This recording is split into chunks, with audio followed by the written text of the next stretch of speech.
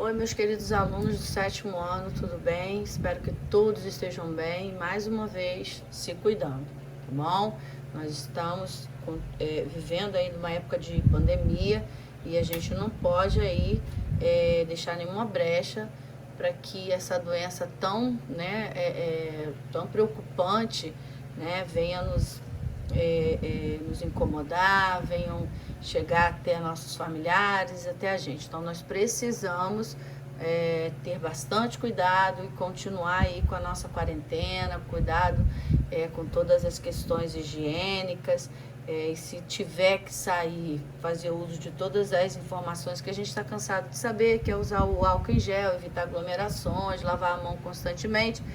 São medidas que a gente sabe que podem ajudar bastante a gente ficar longe desse vírus que, né, tem levado tantas pessoas queridas, tantas pessoas que a gente ama.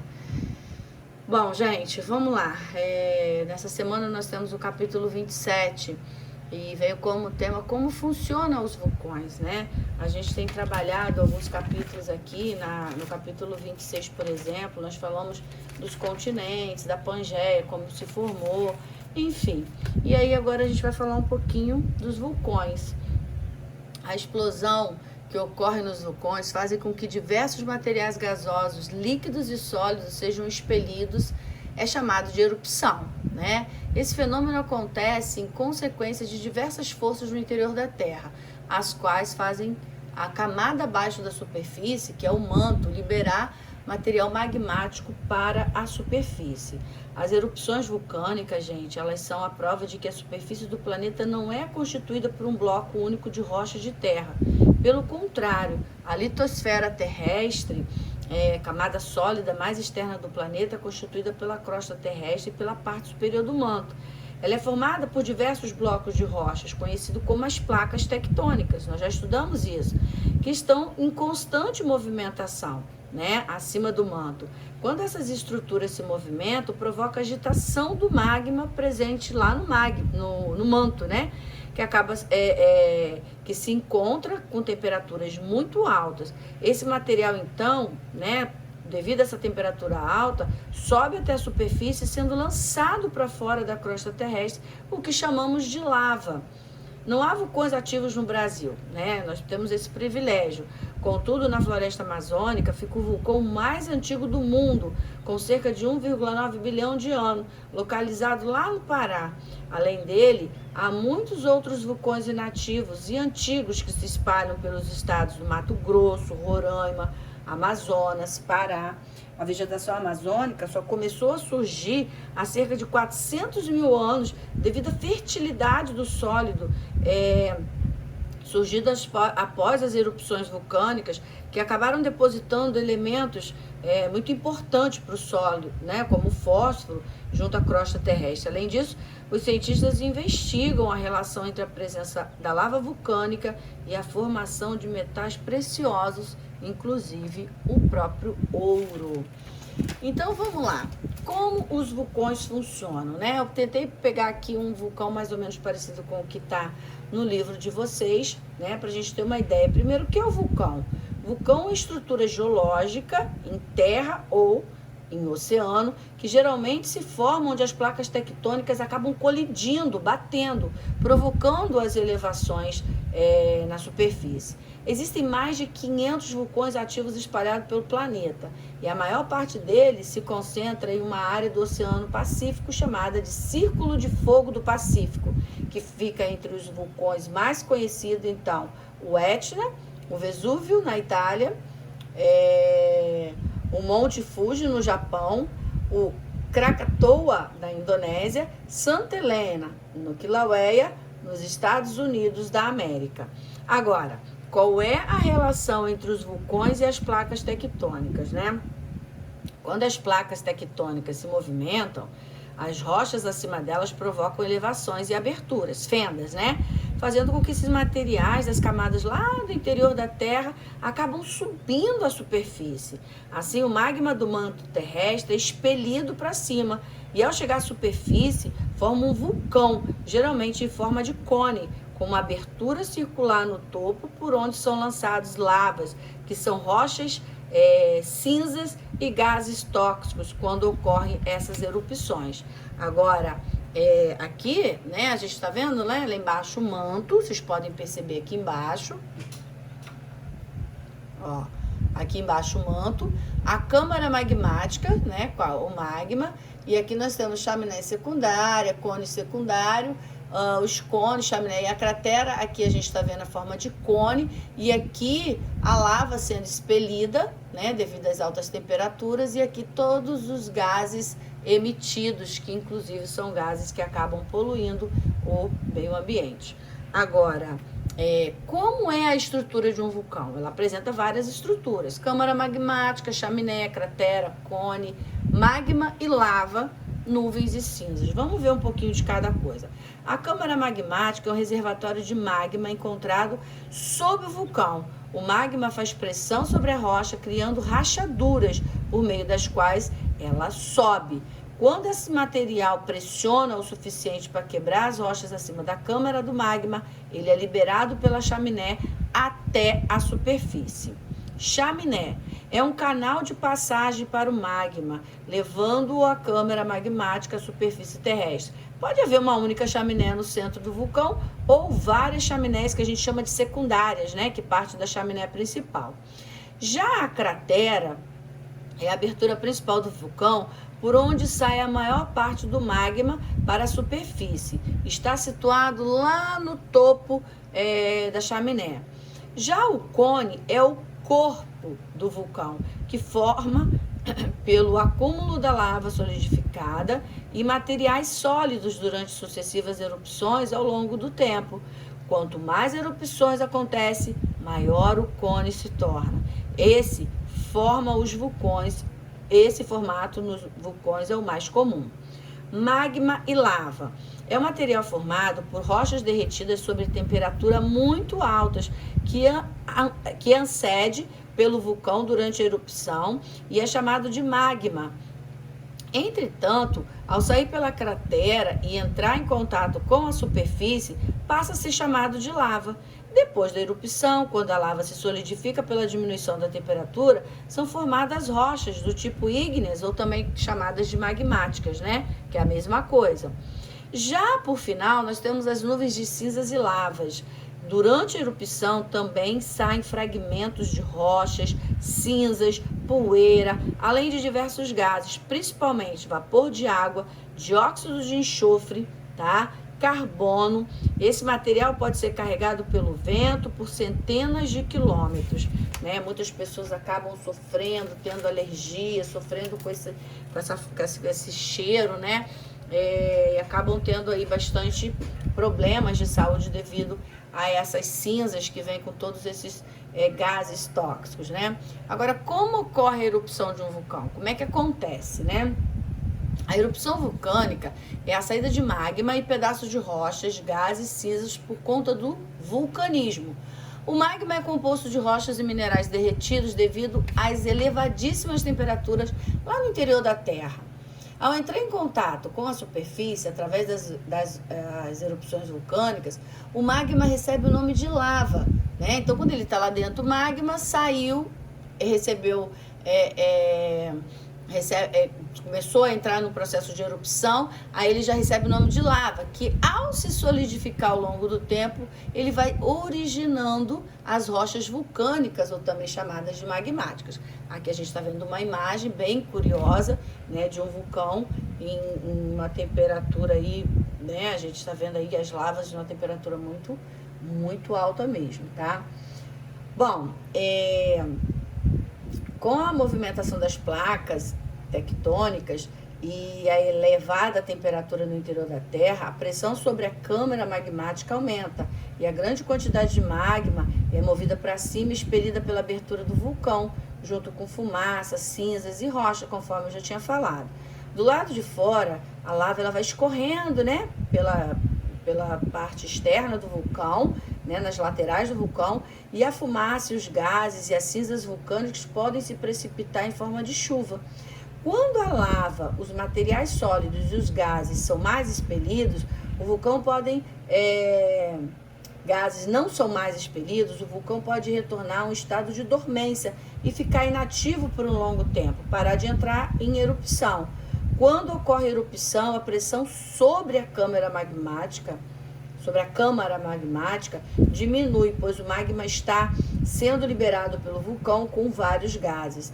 Além do vapor de água, dióxido de carbono, também são liberados gases tóxicos como dióxido de enxofre, monóxido de carbono, ácido sulfúrico, clorídrico, metano, ácido bromídrico, que escapam para a atmosfera na forma de uma grande nuvem que se formam acima do vulcão. Os principais gases expelidos durante essa atividade vulcânica, gente, são vapor de água, dióxido de carbono, dióxido de enxofre.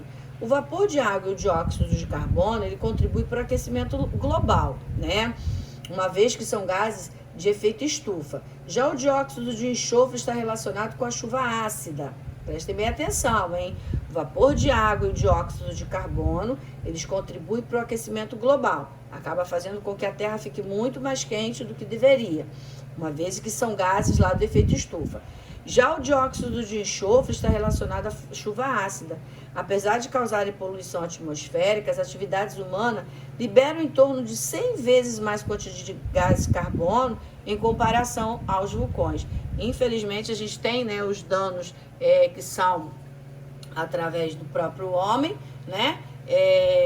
Através da própria natureza, que no caso a atividade vulcânica, e que pode fazer acontecer aí a chuva ácida, acontecer a questão do aquecimento global, porém o homem tem uma participação muito grande com isso aí, ou seja, o homem ele é capaz de poluir 100 vezes mais do que os próprios vulcões que ainda estão em erupção, ok? Agora, os vulcões e as formações das rochas. Qual é a relação entre uma erupção vulcânica e a formação das rochas? As rochas, elas são constituídas por minerais e compõem a crosta da Terra. Esses materiais formam os continentes, né, e o fundo dos oceanos e mares. O conjunto de todas as rochas do planeta recebe o nome de litosfera, né, que é a parte mais superficial do planeta. A análise da sua composição pode revelar a origem e a transformação de diversas estruturas da superfície e do interior do planeta. Então, quando se pega uma parte dessa estrutura, né, da rocha, que vai se ter uma ideia, né, de que tipo de rocha se trata, né? E existem 3 tipos básicos de rocha: sedimentar, magmáticas ou ígneas e as metamórficas. Vocês estudaram isso no 5º ano, a gente vai fazer aqui um relembrando, tá? Vamos lá. Primeiro tipo de rocha, a gente fala das rochas ígneas ou também chamadas de magmáticas, né? São aquelas que se originam a partir da solidificação do magma ou lava vulcânica. Elas costumam apresentar uma maior resistência e subtipos geologicamente recentes de formações antigas. Ela pode se dividir aí, no caso, em 2 tipos, né? Rochas ígneas, extrusivas ou vulcânicas. São aquelas que surgem a partir do resfriamento do magma expelido numa forma de lava por vulcões, formando a rocha na superfície em áreas oceânicas. Como nesse processo a formação de rocha ela é muito rápida, né? Porque ela resfria muito rápido. E ela apresenta características diferentes das rochas intrusivas, ou seja, as que são formadas, né, no interior do próprio do vulcão. Um exemplo que a gente pode citar é o basalto. Apresentam diversos metais em sua composição, como alumínio, ferro, cálcio, sódio, potássio, magnésio, entre outros. O estudo desse material fornece informações sobre a profundeza da Terra. Agora, já as rochas metamórficas, né, são rochas que surgem a partir de outros tipos de rochas previamente existentes, que são as rochas mães, né, no caso, sem que essas se decomponham durante o processo, que é chamado de metamorfismo. Quando a rocha original é transportada para outro ponto da litosfera, que apresenta temperatura e pressão diferentes de seu local de origem, ela altera suas propriedades mineralógicas, transformando em rochas metamórficas. Exemplo aí o mármore, né, que é muito usado nas casas, né, nos lugares que as pessoas costumam acabam mesmo fazendo balcões de pia, soleiras de portas, de janela, esculpir escultura, tudo através desses tipos de rocha, no caso aí, né, metamórficas. Algumas montanhas, né, lá no Himalaia ou nos Alpes das Cordilheiras dos Andes se formam devido a colisões de placas tectônicas em que a placa mais pesada afunda em direção ao magma e a placa mais leve sofre deformação, erguendo as cadeias de montanhas e vulcões. Durante esse processo, a pressão alta e a temperatura elevada no interior dessas montanhas formam as rochas metamórficas, como, por exemplo, a ardósia, o gneiss, o próprio mármore, né, como eu já falei. Então, aí são as formações desse tipo de rocha. Por último, nós temos aqui as rochas sedimentares.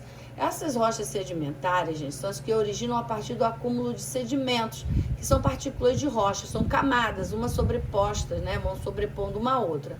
Uma rocha pré-existente sofre com ações dos agentes externos ou exógenos de transformação do relevo, desgastando-se e segmentando-se em inúmeras partículas, meteorização. Em seguida, esse material, pó, argila e etc., é transportado pela água e pelo vento para outras áreas, onde se acumulam e a uma certa pressão une-se e solidificam-se novamente, que é chamado de diagênese, formando novas rochas, tá? Esse tipo de constituição rochosa, em certos casos, favorece a preservação de fósseis que, por esse motivo, só podem ser encontrados em rochas sedimentares. Além disso, nas chamadas bacias sedimentares, é possível a existência de petróleo, recurso mineral muito importante, né, para a humanidade, para a sociedade contemporânea. Um exemplo aí também é o calcário. Gente, só para finalizar, lembrando que justamente, tem aqui no texto, mas eu vou falar um pouquinho mais, que os fósseis, né, que são esses registros de milhões de anos, como marcas, ossos, dentes, eles ficam incrustados justamente nesse tipo de rocha, que é a rocha sedimentar.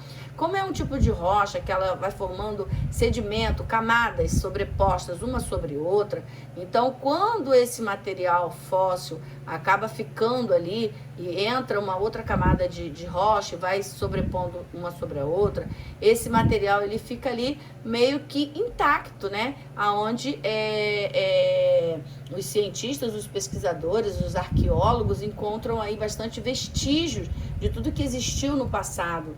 E muita gente eu escuto falando, para que eu quero saber do passado? Gente, através do passado é que a gente constrói o futuro, né? A gente só vai ter um futuro decente, digno, quando a gente estuda o que aconteceu no passado e a gente começa, né, o que deveria pelo menos, a ter uma conscientização em relação a tudo que está envolvendo o planeta, tá? A biodiversidade, os ecossistemas. Então a gente precisa ter essa consciência em relação a tudo que esses arqueólogos, esses pesquisadores, eles encontram, né? São através desses fósseis incrustados nas rochas sedimentares que a gente tem informações de tudo que viveu, de tudo que existiu há milhões e milhões de anos atrás, tá bom? Meus amores, esse é o nosso capítulo 27, ele é bem pequenininho, né? Fala basicamente só do vulcão. Espero que vocês tenham gostado. Para um melhor entendimento, faça a leitura, sublinha, marca aquilo que você achar mais importante. E aí sim, você vai poder fazer as suas conclusões, fazer as suas atividades. E aquilo que você tiver dúvida, nós estaremos com certeza quarta-feira juntos para fazer a correção dessas atividades, tá bom? Um grande beijo, fiquem com Deus e uma excelente semana para vocês.